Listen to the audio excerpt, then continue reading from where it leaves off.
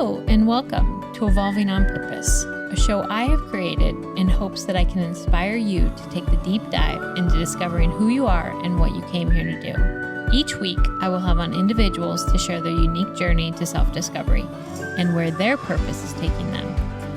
I will also do solo episodes to share what I am currently learning, practicing, or even just contemplating.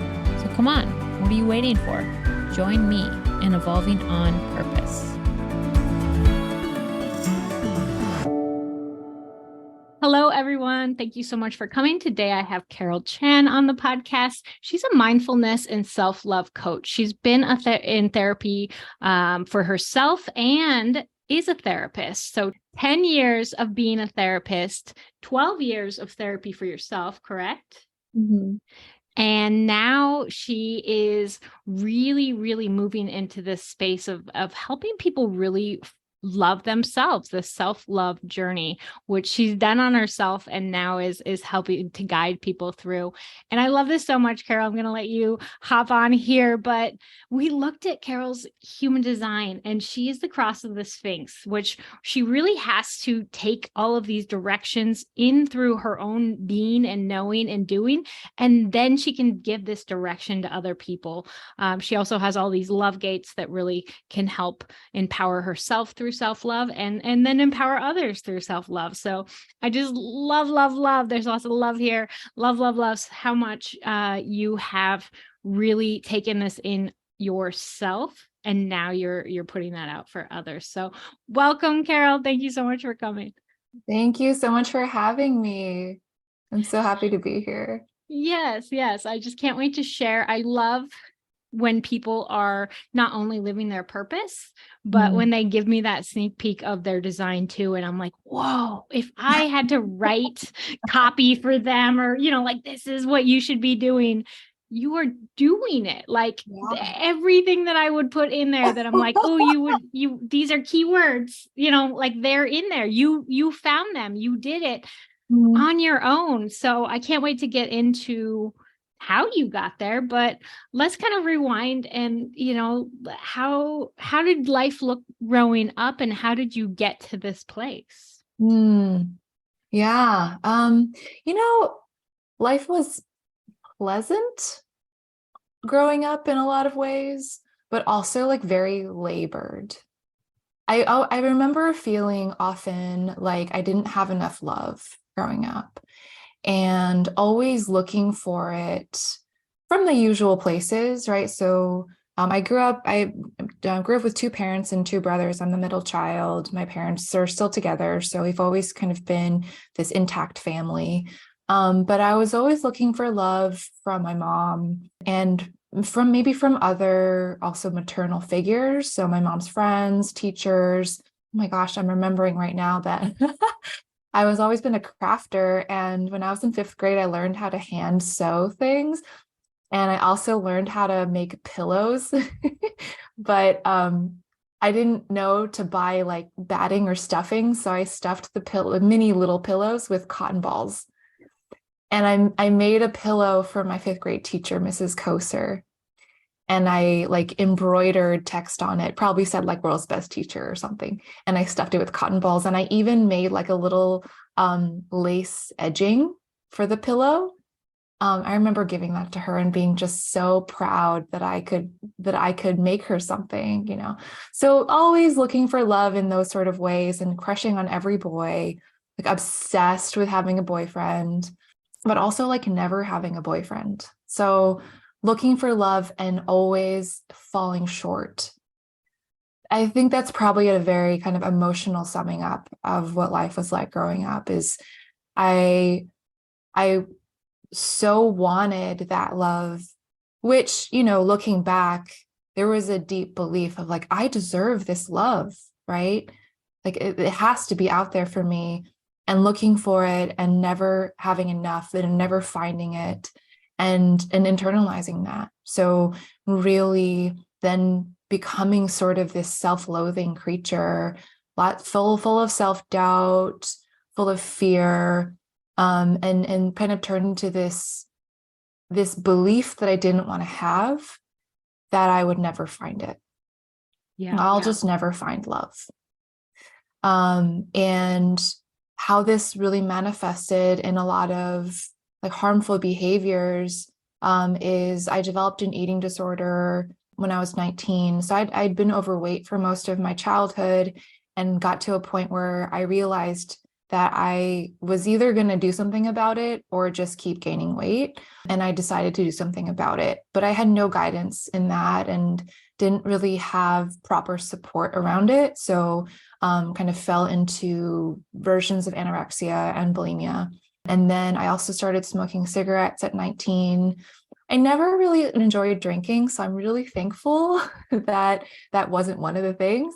But smoking cigarettes is really probably the most addictive substance, actually. So started that and then became very promiscuous. So kind of that trifecta of just not honoring my true self, not honoring my body, and then continually looking for that honoring externally. And that was a lot of my young adulthood.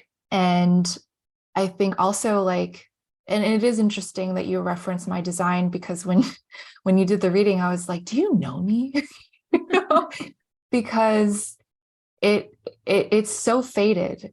I don't think anything that's happened to me has been an accident. So I kind of fell into the therapy field because I didn't really have any career direction. I thought I wanted to work with kids, but I didn't want to teach. And so I started a graduate program in school counseling because I thought I want to be responsible for helping kids with their emotions, which makes sense because that's something that I realized I didn't have growing up. And then I was like, no, I don't want to work with kids. I don't want to work in a system, the public school system, where I actually can't help kids, right? That's kind of what I found. And I found that working with adults was a lot more impactful for me. And so then I switched into therapy. But also, when you're in a graduate program for any sort of counseling, they require you to be in your own therapy. So I started therapy and it just changed my life. There was suddenly this access to a different way of being with myself, a different way of understanding myself that really did help with a lot of like the behaviors and the thoughts that I had, like a lot of the beliefs that were fueling my behaviors. But what's interesting is that I got into therapy and I never talked about my eating disorder or smoking. I only talked about issues with my mom and my relationships because I didn't want to go there, right? I didn't want to go so deeply into these bodily things. So kind of just did that for years, was in therapy for myself, went through school for counseling, became a therapist, started a private practice in therapy, specialized in heartbreak because I had gone through, and meanwhile was continuing to date, and like my relationships were all crashing and burning. And I had a significant heartbreak where I was like, this has got to change. Like, what am I doing wrong? I can't keep feeling this way. And this was around 30 that this breakup happened. And I just got really convicted that I was going to change how I understood dating and was really interested in that. So I specialized in heartbreak in my private practice. So was kind of putting out all this energy of wellness and taking care of yourself, self-care, self-love, all these things, and still like imploding all the time. So still, binge eating, purging, still smoking, secret smoking now, because I didn't want anyone to know I was still smoking. So I would shame smoke. And still, like every time I would really like a guy and it wouldn't work out, it would just crush me. So just kind of that like self-doubt, the high anxiety about love and relationships, never feeling good enough, self-harm through the eating disorder and smoking. And in the meantime, I'm building this private practice. I'm fully self-employed. Everyone thinks I'm doing so well. And I reached this point where I was like, this is crazy. Like, this is 2016. I've been in therapy for 6 years consistently, right? Like weekly therapy. And I have a master's now. I'm a professional therapist, right? I have my own private practice. And I still feel so bad. Like my life is not together. And what's missing? When was the turning point for you? What It was about? 2016. Okay. Yeah. Are you looking at my I can't help it. So yeah, Yeah. I was just kind of looking at the progress chart, and when the moon kind of drops and it meets up with the sun, it's like this chapter is over and we're beginning anew. And Mhm. so you had that and Pluto right around that time. Pluto went from everything is hidden, to Yeah. like now I have to work on this. And Yeah. Wow. yeah, yeah. So I was just, Of yeah, course. curious. Yeah. Yeah. So it just, it just felt I was tired of feeling so crappy all the time. And I was tired of hiding. And I thought there has to be something deeper. There has to be something that I haven't tried yet.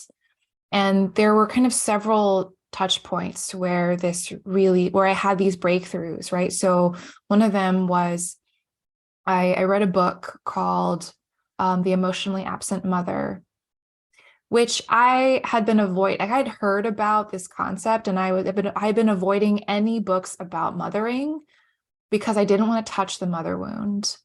But I was like, well, nothing's working, so I might as well. And I read it in 3 hours, and just it blew my mind. And it really talks about this concept of the undermothered and common challenges of the undermothered. And it just every single one was, oh, this is me, this is me, this is me. One of the most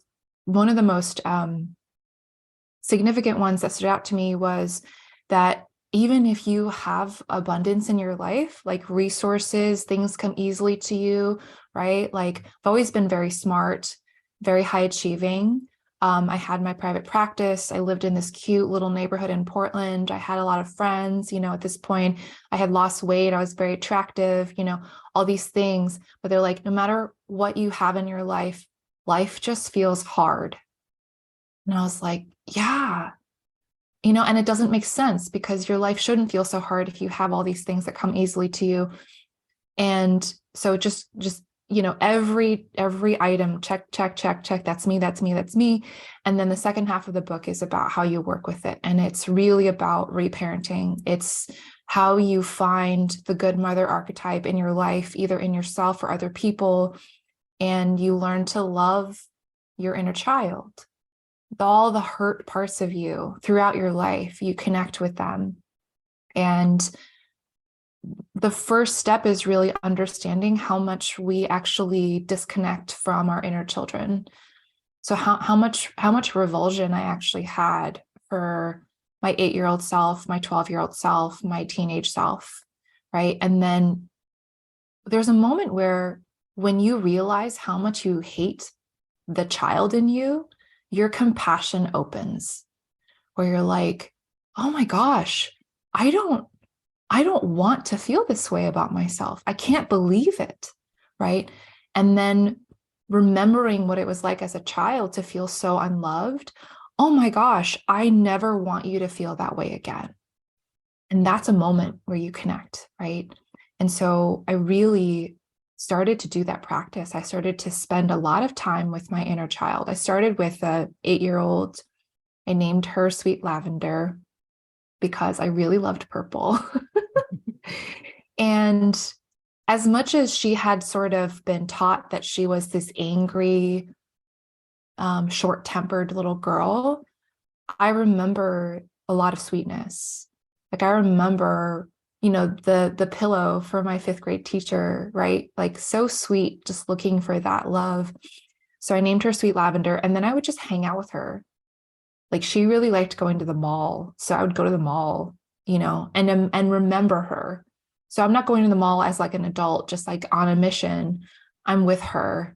Where does she want to go? What does she want to do? How fun is it to be out, to be able to go to the mall, right? Or to do something creative, or to have a treat, right? To go get a snack, to get some ice cream.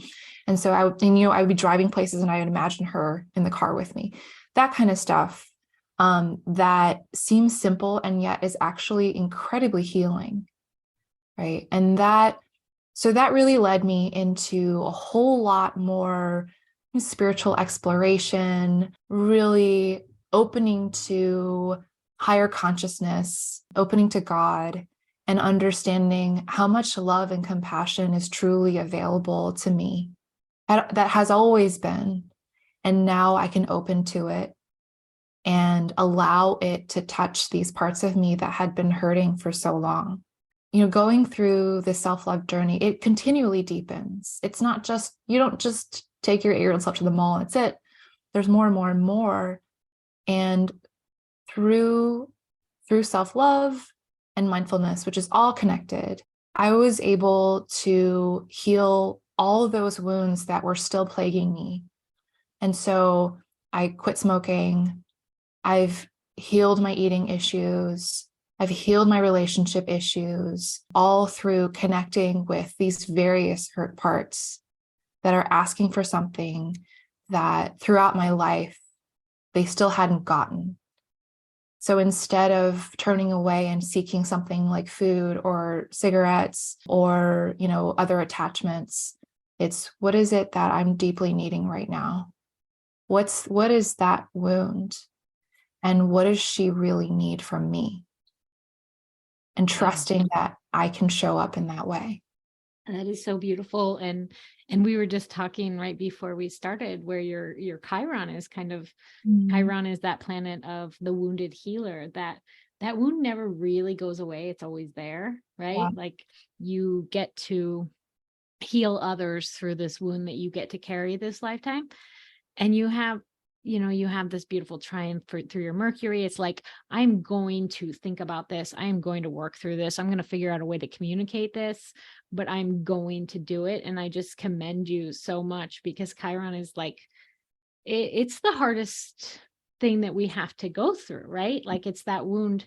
And like you said, oh, I didn't really want to look there, but you did, right? Like you did, and you are, and now you're kind of healing anybody else that has this wound. So it's just so beautiful to see you showing up and doing the work and walking the talk, and then you can help others. And so what are you finding now that you're doing all of this? You've done all this exploration for yourself and now you're helping others through it. What are some things that you're finding?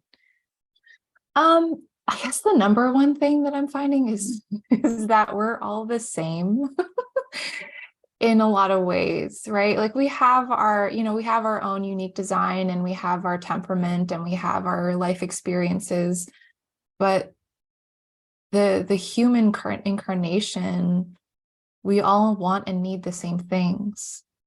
And there's this like generational wound, right? That when we aren't given what we want and need, then we pass those wounds on. And so something that I work with a lot of people on is this relationship with blame.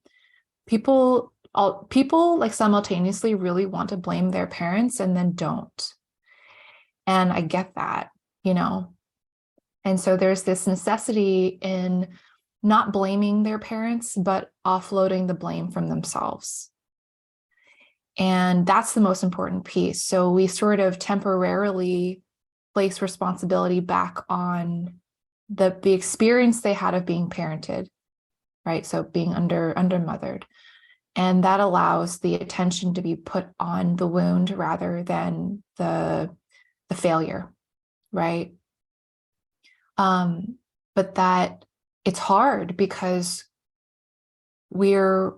mostly we are wounded because wounded people were responsible for us, so it becomes this big sort of radiating compassion that I feel for people across time of we're all just so, but simultaneously like really tender, but also incredibly resilient. And I fully believe that each of us has exactly what we need to heal within us already. So it's a matter of finding it. It's a matter of opening to those pathways. And that's really what I like have taken upon myself to do. Is I found these pathways in myself, even when I didn't, for the longest time, I didn't even know that there were more pathways to be found, but I found them, and I'm sure I'll find more. Yeah. But that I've opened to the way to find them. Yeah. How can I just hold that to myself? I can't. I have to share that. I see so much of this pain and suffering that we share. Yeah. And how could I not say, let me help you? I love that so much. I know that, and everybody experiences it in a different way, under mothering, over mothering. My mom was like, there Yeah. always, like, I want you guys with me. I'm here. Everything revolves around you guys, almost this over mothering. And now I have to come back to a balance with that, right? Now that I have my children, and in astrology and human design has given me so much more information. I have Pluto right there in my deep, so I just came in fearful, right? Like, I was scared my entire life. Like, just scared of what? I don't know. I live in a safe place. I have, like, what am I scared of? I don't know. It's always there, right? And so that just kind of continuously pushes to figure out. And like you said, generational. Chiron was in Taurus for a lot of years, and so we all have this kind of, Taurus is the home. Taurus is, like safety and all of that. And so we all come in with this wounding, and finding ways to mitigate that or not mitigate, I guess, see it even, right? Do you find even awareness? I always feel like awareness is the biggest thing. I find so much awareness, and then it's like, once you see it, it can be healed. Yeah. To first to look at it, right? And so there's this type of meditation that I use a lot for myself and with clients. It was developed by Michelle McDonald. She's a meditation teacher, but it's become very popularized. And right now, like, the meditation teacher who uses the most, I think, is Tara Brach. So it's out there, guys. Tara Brach is my favorite. That Radical Acceptance book. Yes. I Yes. had panic attacks all the time. And from the time I read that book, I've never had another full-blown panic attack, because I get to sit in what is and not go into the future of, what if this never ends? What if this never, if I feel that trigger, I sit in what is, that beautiful, radically accepting what's happening. Right. Yeah. Yeah. Amazing. I'm so glad that it's helped you. Yeah. Yeah. Yeah. I connected with her because she's a clinical psychologist and also a meditation teacher. And I was like, she's speaking my language, right? Yeah. So the meditation that she teaches is RAIN. It's recognize, allow, investigate, and nurture. And the recognize part and the allowing part are so important, because there's so often we don't allow ourselves to see what's really plaguing us. We're so conditioned to jump away, to the point that we don't even realize we're jumping away. And so what she kind of encourages within these meditations is recognize the issue, right, the problem, allow it to be there, and then investigate. So you go deeper. And what I really love about how she says it is, you want to keep investigating until you find the ouch, right? Ooh, like, ah. And that was like so with the inner child work, with the Undermothered book, I looked at a picture of myself from age 8. And so I had like these big round glasses when I was 8. I was kind of chubby, like not as fat as I thought I was, right? But like kind of chubby. And I had this headband that I loved wearing. And I remember this so well. I wore the same headband every day, and it got so stinky, right? Because I would run around and sweat, and then and then I would like suck on it. So I had this memory and I was like, I was such a gross kid, right? Like, but I found this picture of her, of me, and I'm like, I'm smiling for the camera, so sweet. And I looked at it and I was like, ugh. And that was the ouch, right? I was like, how can I think this way about myself? And then I realized that at that age, I probably had experiences where I thought that's what people thought of me. Yeah. So I learned to hate myself, right? I learned to see myself with disdain. And that's an ouch. And I couldn't look away, Yeah. right? That's the only way I could have gone deeper into like, I need to learn to love this girl, Yeah.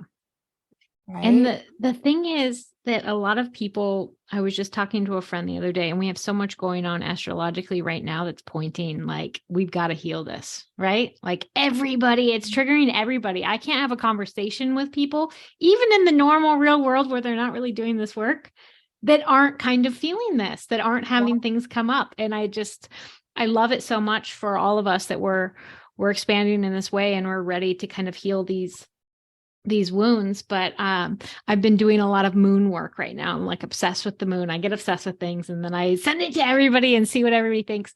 And one of my friends, her moon, it's like this selflessness. And I sent it to her and I was like, ooh, because the moon represents the mom, right? And her mom was this martyr, this selfless person, right? And that's what the moon represents. And to her, though, that was weakness.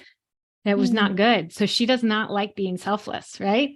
And so I sent it to her and she was like, "Oh, that was terrible." Like right away it hurt so bad because she knew that there was so much truth in it. But she right away she felt so much truth in that Mm. and it hurt so bad. And then she immediately was like, "Oh, I'm a terrible person. I don't like giving." And I was like, "No, no. Don't you see that that's a safety mechanism because you watched your mom have cancer however many times? You watched your mom selflessly give and give and give and give and had nothing for herself. And now you've got this moon that says, oh, I should be selfless. But you're like, that's not safe. Right. That's not safe. Love that little girl that's trying to keep you safe. And then you can move through, but the first instinct is always, oh man, I'm a terrible person. Or, oh, that makes me bad, right? That makes me wrong. It's like, no, you've got to see why. Yeah. Why are you doing this? You're not doing this to be a bad person. Nobody came here to be a bad person, right? Right, right. There's that curiosity element, and it's such a part of mindfulness, right? Like you observe and you observe and you observe, and everything that comes up, can you treat it with some curiosity, even if it's surprising, even if it has an edge. Oh, I wonder why this is here, right? What is this doing here? And something I ask a lot of people, a lot of clients is whatever they're talking about, like some behavior that they keep doing that like doesn't turn out well. And I go, how does it serve you? And it is kind of amusing to me that I've had clients I've been working with for a long time and they go, it doesn't. And I'm like, how long have you known me? Like, I'm not trying to trap you. Right? Like, I really want to know.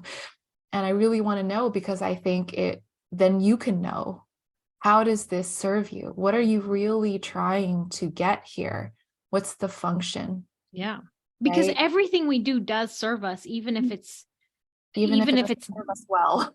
yes. What did they say? The devil is better than like we have these things for a reason. It's a safety mechanism, even the smoking or like the things that you had that you wanted to overcome. And I know people in my life that have the same. It's like it doesn't make you a bad person. It doesn't make you weak. It doesn't make you wrong. It's like, why is it there? Yeah.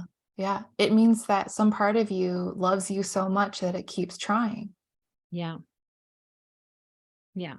And when Yeah. we can understand Peter Crone does really wonderful work where he could just have a conversation with somebody and turn it so you can have these beautiful ahas. And it's like, and I think it's because, like you, he can hold people so loving, like, I love you no matter what. And this is Mhm. something that I always strive to do too. It's like, I can sit in this container of I love you no matter what. You can tell me the worst thing in the world and I Mhm. love you no matter what. Let's get there. Let's get there for you. You should be doing that for yourself too, you know? Yeah, yeah. But it's such a hard thing. So now with the way that you've shifted, you were doing traditional therapy and Mhm. now it's more self-love. Can you talk more about that? Yeah, yeah. So traditional therapy, and I think there's also a way that the therapy industry has shifted away from what it maybe used to be. In my sort of understanding and in my kind of my heart, therapy is an emotional relationship, and it's about partnership and collaboration, and it's about healing.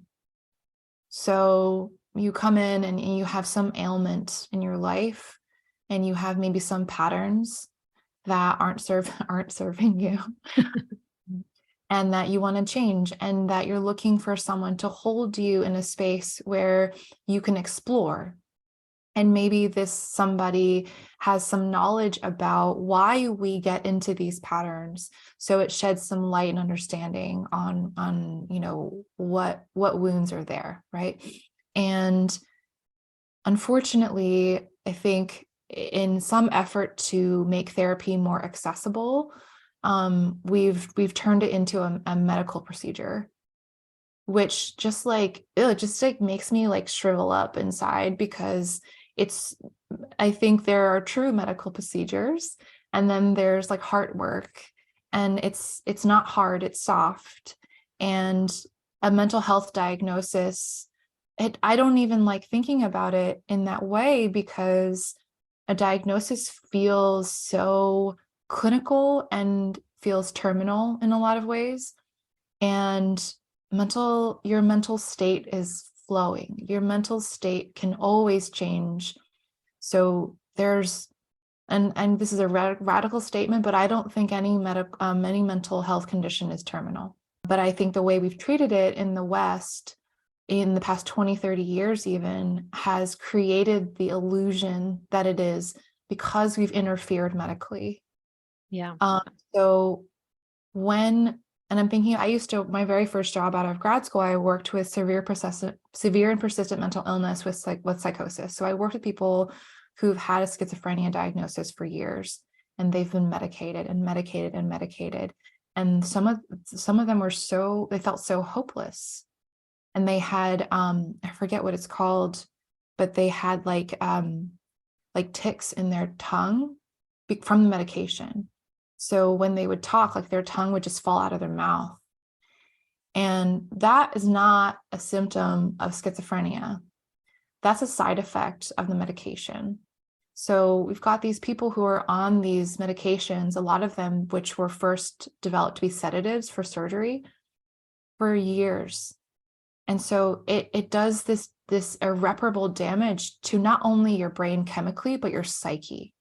Yeah. So are these people terminal? Yeah, probably. But it's not because of the psychosis. It's Yeah. because of how we've treated it, right? So that was a long digression. No, people always ask me in the chart, like, oh, can you see Yeah. mental illness? Uh-huh. And I'm just like, I don't think that it's there. Like, can there be a propensity for extreme excitement and extreme, like there can be, but it should be your natural, who you naturally are. It's when society and different things have pushed up against us in a way that has constricted this that we Mhm. start having issues, right? Yeah, there are other cultures where when someone exhibits what we call psychosis, they believe that they are communicating with a different plane, Yeah. with a different consciousness, Yeah. right? So and they are revered and they're taken care of, whereas we shut people out. So I was seeing a lot of this happening, and it doesn't just happen with severe mental illness now. this is like, if you have anxiety, then we're going to diagnose you and we're going to put you on medication. And with the sort of popularity of mental health diagnosing, especially on social media, now there's this sense of anything that feels out of the norm of like this very limited plane of comfort. Oh, this must be diagnosable, right? I have generalized anxiety, I have PTSD, I have ADHD, and that in my opinion, what it does is it dishonors people who maybe truly have more intense levels of this, but it also dishonors the experience of being a normal human. Yeah. So, Have you ever read Marianne Williamson's Tears to Triumph book? haven't. So I was going through, it might have been a dark night of the soul. It might have just been my thyroid was very off. I had autoimmune thyroid, but I was having these extreme anxiety, panic, and extreme depression, right? Like hardly could get out of bed, no energy. And it was one of the darkest times in my life, but luckily I'm terrified of Western medicine. And so I was like, gotta figure this out. So I'm just taking these Epsom salt baths and listening to Marianne Williamson's Tears to Triumph, crying in the bathtub, listening to her talk about how it's very normal to go through even years of depression when like that's the human experience. Sometimes we realize this world is kind of a messed up place and I've been living in a messed up way and it's kind of sad, right? Yeah. Like, and she just talked about it in this book and I was like, whoa, and just kind of accepting this and finding tools, tapping, meditation, some supplements that kind of calmed my overactive adrenals and things like that, like just finding my way. Tara Brach's work, like finding my way. And I got through it. And now I have all these tools. Yeah. And it was just so beautiful. And then I know, other family members that have been diagnosed with anxiety for life, right? They put them on all these medications and they have to try all these different things. And it doesn't get to the root of it, right? Like it's there for a reason. It's showing you something, medicating it. We're kind of taking away our ability to really work with it. So Right. I commend you for that. I wanted to be a therapist myself and I looked at it and I was like, I don't know. I can't. Yeah. It is an interesting experience because I know I'm not the only therapist who thinks this. So there's the individual therapists, right? They're like, we're the frontline people, and then there's the industry. And the industry has become in many ways run by pharmaceutical companies, health insurance companies, and digital therapy platforms like BetterHelp, Talkspace, right? For-profit companies. They're the ones now who are running the show. And we're just trying to keep up. And I was getting clients who I think, and through no fault of their own, right? They are learning about what therapy is through the media, which is paid for by these larger companies. And they felt so limited, right? And I was sitting there talking like, we're going to do this healing and we're going to connect with your inner child. And they're like, what? I can't do that. I'm like, yes, you can. Yes, you can.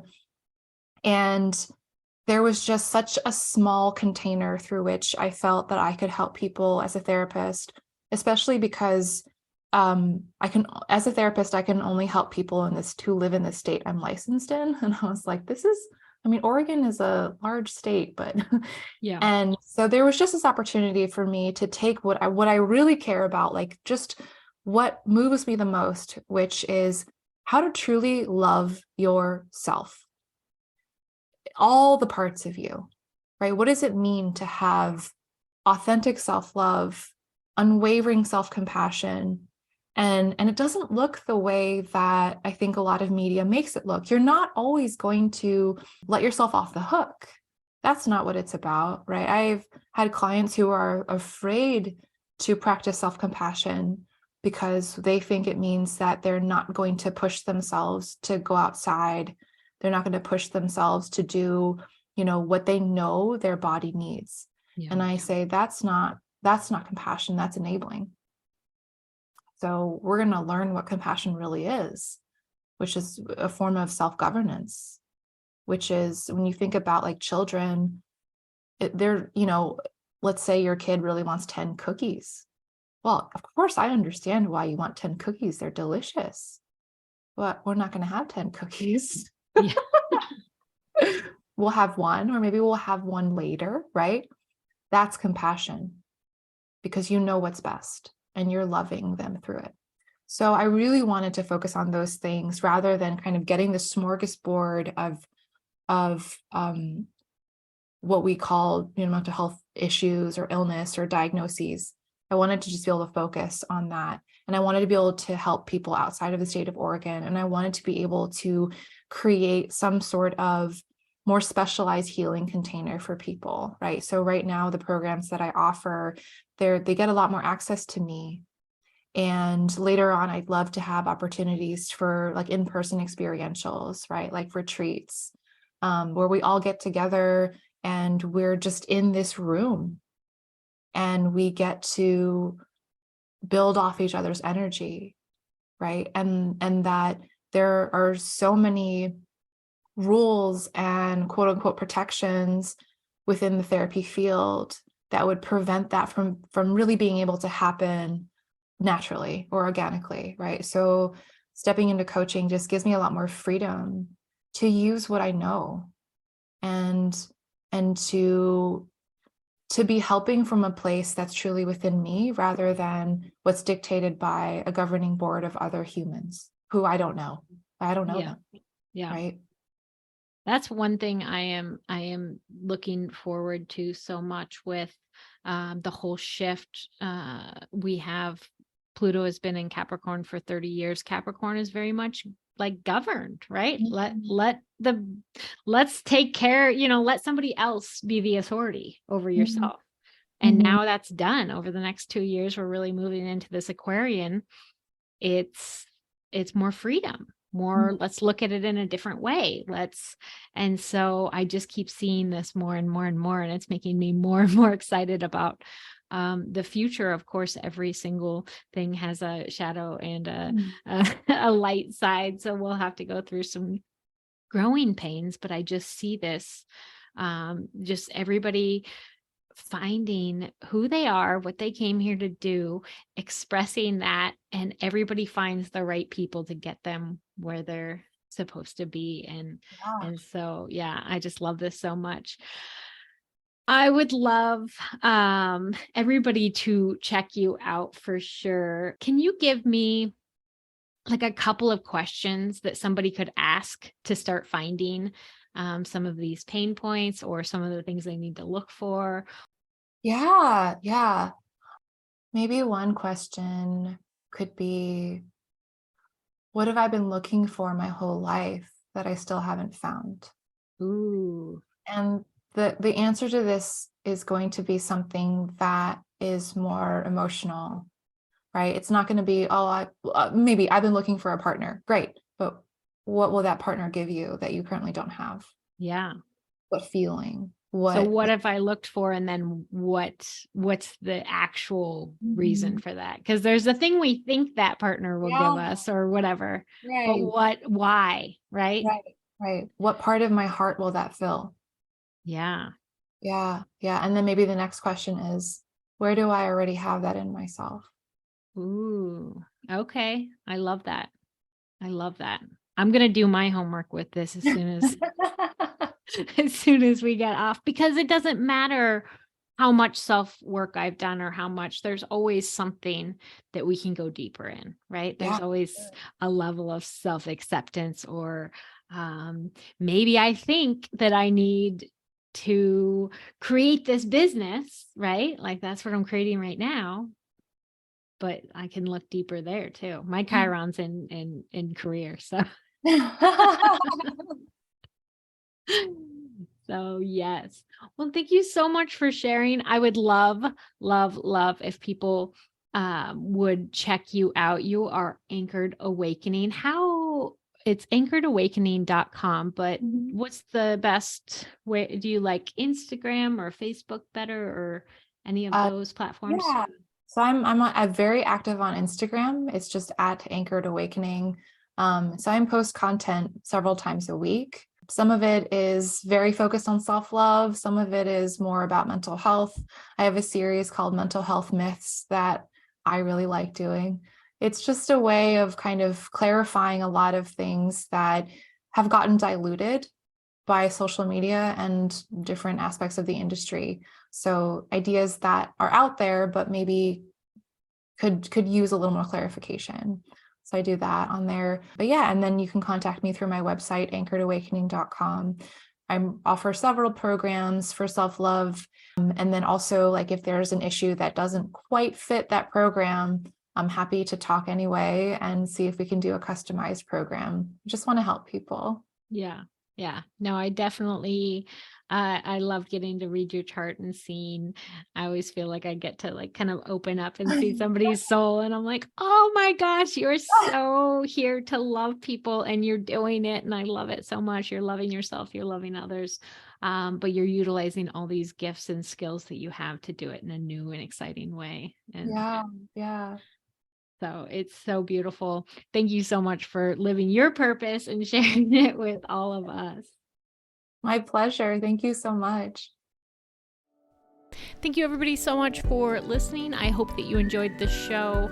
I know this is a little different topic that we don't always interact with, thinking about the child within us and maybe what that child wants or needs, or how to go back. And we all kind of have this inner child, or this age that we were hurt, that just kind of stays in us. And so when we kind of go back to that time and reparent that child, it really does show up in our life in a positive way. It can help with addiction or trying to fill a void if we work with this in a really conscious way. So I like to think about what I even liked to do as a kid, and I really, really like to read. My friend and I were talking about how we used to love to read, and we read a lot right now, but it's always in like for a purpose. We're reading a business book or an astrology book or something that we're trying to learn instead of just a fiction for fun. And so we've been reading a lot more fiction just for fun, and it's been really an enjoyable way to just kind of unplug and enjoy. So maybe think about something that you could do that is just for fun, something that you're the child within or a certain age you enjoyed doing and you just don't do anymore. So think about that and have a wonderful rest of your week. As always, let's keep evolving on purpose.